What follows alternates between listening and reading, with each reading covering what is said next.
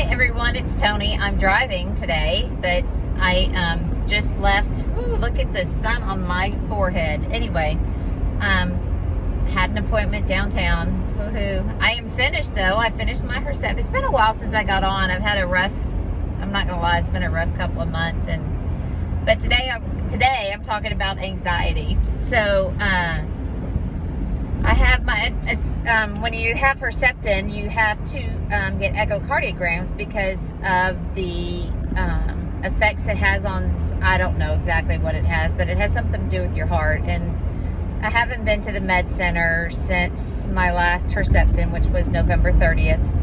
And, you think it's done. You think once you finish your treatment, it's done. Let me close this, see if that helps. There we go. Not really, but whatever. You think when you finish your Herceptin, you're done. And you think when you finish your chemo, you're done. But you're not done, and it sucks. I mean, the truth is the whole thing just sucks. So anyway, I had to have my echocardiogram done today. So I head downtown for my normal, route downtown. Get into the parking garage, and like last time, you could feel the anxiety building, and it's routine. This is not anything. I'm not going to see a doctor, nothing. I just, but you can feel the anxiety building. And anyway, like I said, it kind of sucks. So, anyway, I get there and do the echo. It's probably like the fourth or fifth one I've done. And the girl at the end, she was like, "Don't worry, Miss Colette, the head of cardiology for Methodist will be looking at your echo." And I'm like, oh, crap. Like, is there something? Did you see something? I don't ask it because they can't tell you anything. But, I'm like, why do they do that? Why? And they don't know. I mean, they just don't know the anxiety that we have as patients when you've gone through a journey that we've gone through. I mean, it sucks. And so, anyway, on top of all of this, y'all don't know this because some of y'all might if you know me outside of YouTube, but 2 weeks before my last treatment, I went for my routine yearly, my 1 year out mammogram, ultrasound, and I had to get an MRI because if you remember, my second tumor was found via MRI. And so anyway, had the MRI and found out via text message that I had been scheduled for another MRI on December 1st. Well, keep in mind, my last Herceptin my last treatment was on November 30th. And I've been scheduled for an MRI on December 1st. And so I'm like, well, this sucks. Don't know what's going on. Text the doctor, my chart, my doctor, whatever. And, they tell me that they're like, no one's talked to you? And I'm like, no. And they're like, well, Miss Colette, they found a mass. And I'm like, what? And so anyway, I have found out via text message, via accident, that they have found a mass in the left breast and my cancer was in the right breast. So of course I am now like crying hysterically. I lost it at school. I'm in the office crying hysterically. And so they finally call me back and they tell me that they've scheduled me for an MRI guided biopsy, that there's a mass that's 0.7 millimeters, which is very small, very, very small, so in my left breast. And so anyway, I am pretty much hysterical. And then, because I'm still not done with my cancer treatments, and it just... it devastates you. So anyway, 2 days later, I get a letter in the mail, and it literally says, "Dear Miss Colette, upon your recent exam, there was a mass found that is suspicious of cancer." I'm like, what the shit? Literally, so I, again, message my doctor, and I'm like, hey, got this letter. Said it's suspicious of cancer. Do we think this is cancer or whatever? And she's like, no, Tony, this is literally that's the form letter that people get. Like, we found an abnormality that is suspicious of cancer. And I'm like, you you can't send people letters like that. Like, I mean, it's bad enough people get letters like that, but then when you're still undergoing cancer treatments, you can't tell people that. So anyway, this is now the week before my last treatment, which is, again, November 30th. December 1st, I'm scheduled for a biopsy. So I was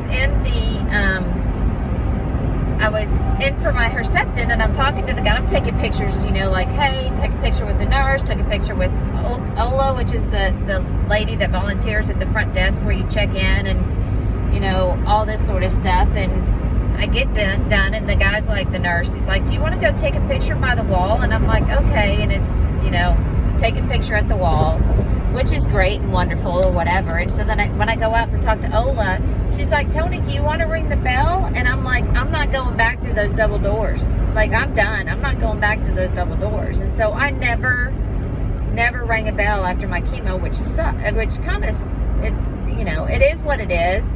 But you kind of don't get a closure. Like, people, a lot of, when you're done with your radiation, and I did ring a bell at radiation, don't get me wrong, but not when the bad chemo was done, and not when the Herceptin was done. So you kind of feel like, meh. And then I was telling the doctor, I said, it kind of takes the wind out of your sails when you find out that, oh, by the way, you're done with your cancer treatments on Monday, but Tuesday we have to biopsy something that's suspicious of cancer. The day after you finish. And so there was no there was celebration because my husband sent me flowers and got flowers at school, and I mean the kids were great and wonderful. I mean it was amazing, the kindness from the people at school.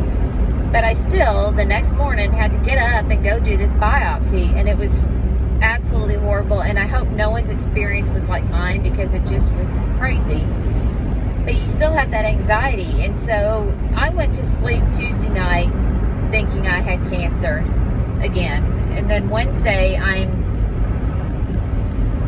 all day long, I spent the whole week crying. It was horrible. I mean, looking back, it's kind of funny, but it was horrible crying. And so Wednesday, still, like, this is not good, y'all. What am I going to do? I was talking to the people at school, and they prayed with me, and I told Joe, I said, here's the thing. I've done this before. I know I can do it. I just don't want to. Like, I don't want to. So that was Wednesday. Thursday morning, I woke up with kind of this calm about me. I'm kind of like, it's going to be what it's going to be. If it's cancer, I've done it. I can do it again. If it's a cyst, that's great. And now I have been on both sides. I have been, and thankfully, y'all, it was a cyst, but I've been on both sides. I've been on the side where, okay, you got the news, and now I know I have cancer, and this is what I have to do. And I've been on the side post-cancer where I've had a biopsy done, and it's been nothing. So the anxiety, though, that's with it, I mean, people don't understand that you still have that fear. I mean, when you have to go to the doctor, you're always like, oh, what's next? And, the little things that they don't tell you about. And so anyway, the whole point of this is it's okay to feel anxious, and it's okay to be scared, and it's okay to be, to feel like you need to rely on someone. And I've said this before, y'all, whatever cancer you have, you need to have an amazing support group. And I don't just mean your family. You need to have a support group. You need to have a cancer support group, people that have gone through this with you, because your friends don't know what it's like unless they've been through it. And your family doesn't know what it's like unless they've been through it. And I've told y'all many times, my mom had breast cancer, but she only did radiation. And I have since found out friends that have had cancer and have had chemo and stuff, but I wish I would have known earlier. And it's not something that they shared, outside of their family, I guess, or outside of their close-knit group of friends. And it's okay. I mean, everybody deals with it different. And I just found out a friend, nobody knew. Like, her family did. I mean, her family knew, but like her kids didn't know. And And I'm like, how the heck because there's no way I could have done it without, and I say this all the time, without my friends and my family at BC. Look at my hair. Whew. My family at BC. I'm not in the sun anymore, thank God. But, so anyway, needless to say, I'm have faith that my echocardiogram is going to be fine. All the other ones are fine. I feel like this one is going to be fine. Just don't tell me that the head of cardiology is going to be looking at it. You know, that just will freak someone out because you wonder why, you know. And so anyway, anxiety is real and it is okay. And, you know, if you get to panic attack stage where, like, I didn't have a panic attack this time. I have had a panic attack in the parking garage, but this time, you know, it was routine. And so I'm okay. I keep moving my phone around and whatever. But, so anyway, that is Tony's rambling for today. And I will probably do more rambling on my lengthy drives because this just seems like the easy way to do this. If I sit, and I can do it at home in front of my camera and all that sort of stuff, but then, you know, it is what it is. So anyway, I want all of y'all to have a wonderful day, and I will see you next time when we will talk about some of the other stuff I wish I would have known. I'll talk to y'all later. Bye. Oh, before I forget, be sure y'all go get checked. If you think that there's something wrong with you, trust your gut. Trust your gut. If you think something's wrong with you, go get it looked at. Be sure you go get your yearly checkups, your mammograms or whatever. And if you're 50 or older, make sure you go get that colonoscopy. So I haven't done that yet because I'm not 50 yet, but be sure you get checked and get your regular routine everything. So anyway, that's it. I will talk to y'all later. Bye.